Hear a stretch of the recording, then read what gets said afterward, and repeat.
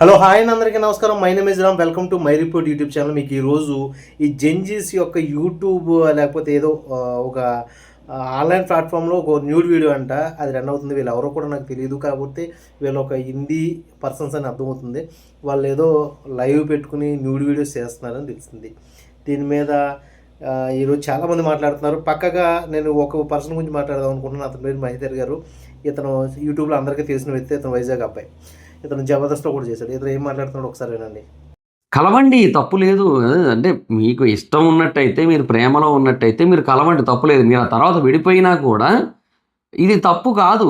ఎందుకంటే దానికి దాన్ని ఎవరేం చేయలేరు. ఎవరు కూడా అంటే కొంతమంది ఇప్పుడు బేసిక్‌గా ఓన్లీ ఫిజికల్‌గా కలవడానికి మాత్రమే రిలేషన్స్ పెట్టుకుంటున్నారు. అది వేరే విషయం. ఇప్పుడు ఒక పర్సన్, ఒక అబ్బాయి కంప్లీట్‌గా బోకు వాడిది చాలా మందిలోకి దూరింది అన్నట్టయితే ఇంక వాడు కూడా బోకే, వాడు కూడా డాషే, వాడి నుంచి కూడా ఎస్టీడీలు రావచ్చు.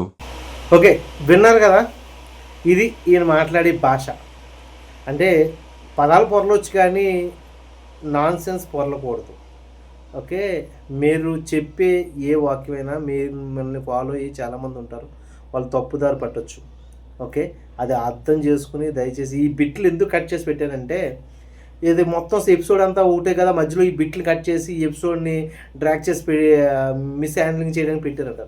లేదంటే మీరు ఎపిసోడ్ అంతట్లోనూ మీరు మాట్లాడిన బిట్టు ఆ ఎపిసోడ్ని కిల్ చేసింది అని చెప్పడానికి ఈ బిట్ కట్ చేసి పెట్టానండి. ఓకే, మీకు నాకు మధ్య వారేం లేదు. బట్ ఏంటంటే మీకు చాలామంది ఫాలోవర్స్ ఉన్నారు. ఆ ఫాలోవర్స్ని కాపాడుకోకపోయినా పర్లేదు కానీ వాళ్ళని పాడు చేయొద్దు అని చెప్పడానికి. మీరు వాడే పదాలు ఏవైతున్నాయో అవి రేపొద్దున్న 10 మంది వాడు. ఇప్పుడు ఆ జెన్జీస్ ఏదైతే తప్పు చేశారో అలాంటివే మీ ఆలోచనలో కూడా వచ్చేస్తున్నాయి ఆ పదాలు. ఏంటంటే మనం వాడే పదాలు చాలా ఇంపార్టెంట్ అండి. అవి చాలా కంట్రోల్గా పెట్టుకోవాలి.